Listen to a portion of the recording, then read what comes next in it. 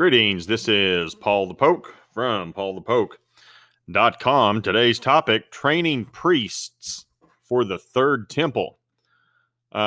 Scripture reference, Zephaniah 3 verse 9, for then I will give to the peoples purified lips, that all of them may call on the name of the Lord to serve him shoulder to shoulder.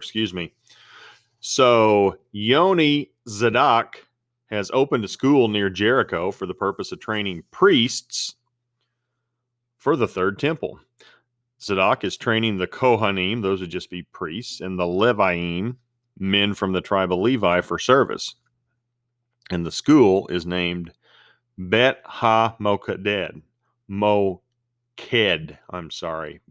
Ha-Moked. Or Cade, could be. I don't know. Need to polish up on my Hebrew. But below are some quotes from Tzadok. My school is open for any person, not just Kohanim and Leviim, and not just for Jews, Muslims, or Christian. This is the next stage of the world, so everybody should prepare. It's important to know who can enter the Bet Ha-Mikdash, that's a temple, and who cannot. For example, if a man arrives at the temple, before he enters, they must ask him how he arrived. If he said that he came by bus, he cannot enter because the bus is by default ritually impure.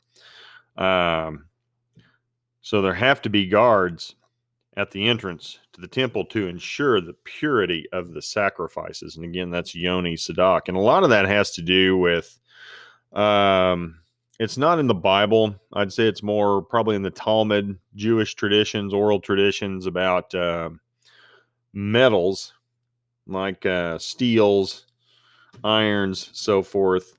Like the altar, the temple altar is a good example. Those stones have to be mined, if you will, picked up by hand and not touched by metal, or it becomes ritually impure. So rock is rock, and the temple's all rock, and they don't want anything defiling the temple, and tools with metal would fall under that category. So, there's that piece of it. And then for temple service, there will be one pure language, Lashon HaKodesh, or the holy tongue. Modern Hebrew is not the same language as Lashon HaKodesh. So in the world of the temple, there will be no English and no other languages. Because of man's sins in the generation of the Tower of Babel, all the men were dispersed and their languages confused. The third temple will fix us, taking us backward and forward at the same time. The world will return to the days of old before the sins, when everyone spoke the Lashon HaKodesh. And we'll take a look at Genesis 11, verses 7 and 9. Come, let us go down, and there confuse their language, so that they may not understand one another's speech. So the Lord dispersed them from there over the face of the earth, and they left off building the city. Therefore its name was called Babel, because there the Lord confused the language of all the earth. And from there, the Lord dispersed them over the face of all the earth. So languages changed and they got scattered at Babel. Now, if you want to take a look at this article, this is from Israel 365 News. New school revives ancient biblical language required to enter third temple. It's also got a video. I want to turn the video volume up to hear Tzadok's comments. He does not have a mic on him. It's a little difficult to hear him and understanding. But if you want to check out more details regarding this school, recommend clicking on the link. And this kind of dovetails back to something I'd done a few years ago. And the idea of a singular language is also, it's a hallmark of the millennial kingdom. And we're going to go back up, take a look at, because I'd pulled this verse up in the past, Zephaniah 3:9, and just talked about the idea of, quote, purified lips. And purified, that's the Hebrew word barar, and it means to purge out, purify, choose, select, to cleanse, make shining, polish. Simple action verb in the Hebrew. The word for lips is saphah. Per Strong's, it means lip, language, speech. So the term lip is synonymous with a language or speech, much like tongue is in the New Testament with the Greek. So what lip do you speak? What tongue do you speak? What language do you speak? That's kind of the idea behind it. Oh, yeah, well, what's your lip? So what's your language? Genesis 11, that's the issue. Babel means confusion. And if you read closely, the tower was not completed. They were scattered before they got the tower completed, and their languages changed. So man, apart from God, equals confusion. And that was the sin. Man had turned its back on God. It's like, we don't need God. We can do whatever we want. We're going to build this thing. We're going to be up there, kind of like somebody else who wanted to be like the Most High. Man apart from God equals confusion. And so when you take a look at Zephaniah 3, which is where this initial verse comes from, Zephaniah 3:9, if you look at the context of the chapter, verse 3 is all the peoples. Verse 6 mentions nations. Verse 8 talks about the nations, kingdom, and the whole earth. Verse 19 states the whole earth. Verse 20 discusses the nations of the earth. I take it it's the totality of the planet. The whole earth will speak one language. Now, I know that sounds crazy here in 2021, but that's what this is saying. When Jesus comes back, there will be one language. Now, what that language is, I suspect it's going to be some form of Hebrew, and I suspect we're going to have plenty of time to be taught by Jesus himself. Who knows? That may be pre-wired with us and changed once we, for those of us who get raptured and for those of us who are resurrected, that may be part of our new glorified body, as we just know how to speak and understand some form of Hebrew that Jesus speaks and the Father speaks. Either way, we'll have time to learn it if we don't know it. But I trust God's got that figured out somewhere in there. And that's kind of the point of Zephaniah 3:9, the point I'd made in the past. That will undo the scattering and the confusion created at Babel. And in the millennial kingdom, humanity will be under the leadership of Jesus.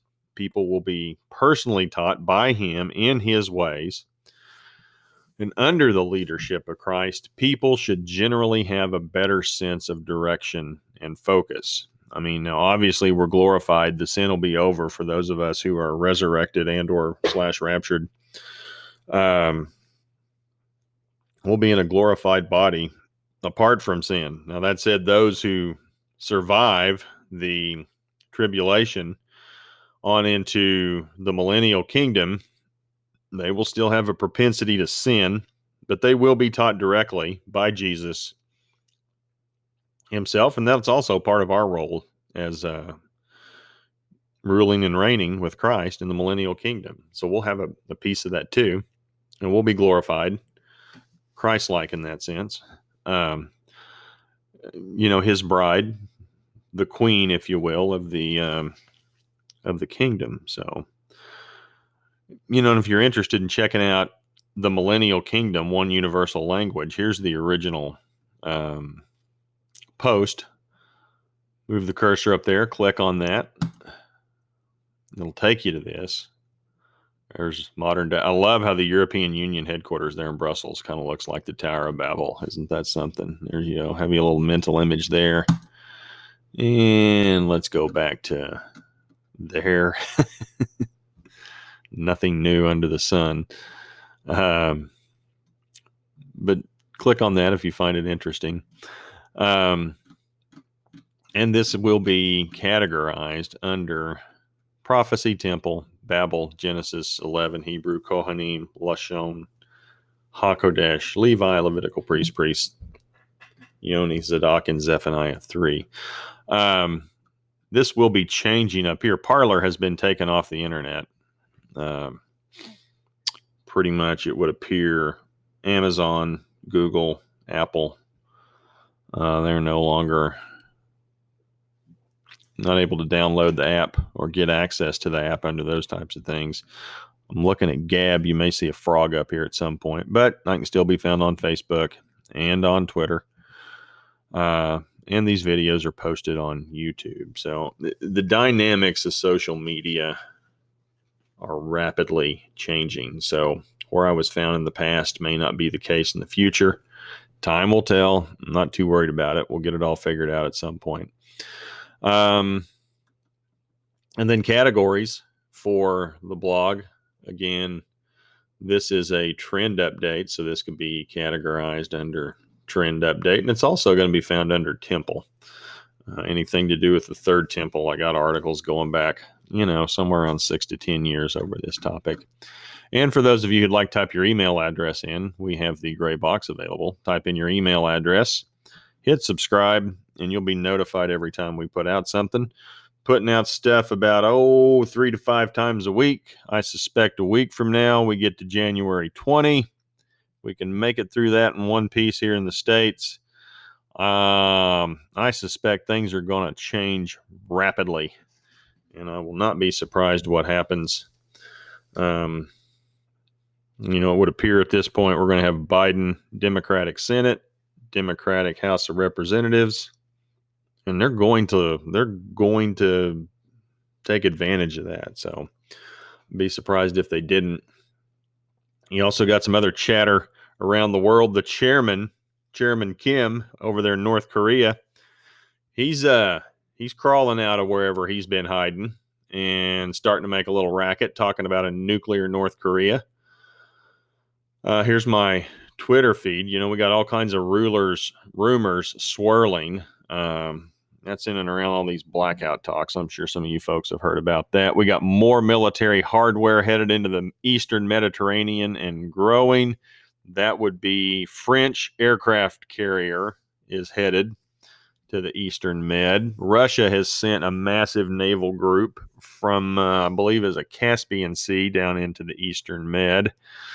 China reports their first death in 8 months related to COVID. So they've gone 8 months, no deaths until yesterday, I believe it was.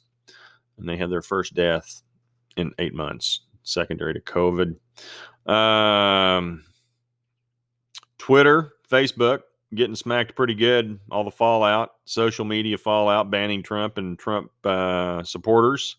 Conservative thought, Christian thought, market impact. They've taken a $51 billion hit as of yesterday and took a brief peek at that today. Their stock prices are down again today, so more money out of those folks' pocket.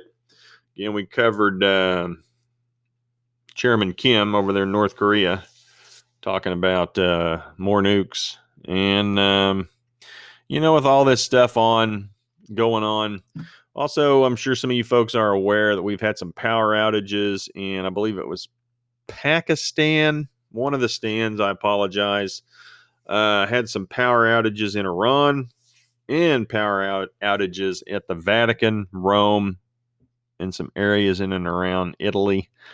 That kind of stuff makes you curious. Wouldn't hurt to be vigilant and be aware. Somebody, if they can find out or they think we did it, they may try to get into our electrical grid. So be prepared. And I think that pretty well covers. This is interesting. The CIA has to release all the black vault of all the UFO information. Trump declassified all that with the most recent COVID stimulus package. So I cover a whole lot of other stuff on Twitter, and looks like it's going to be Gab at some point in the future. So appreciate you guys following along. Have a great day. Take care.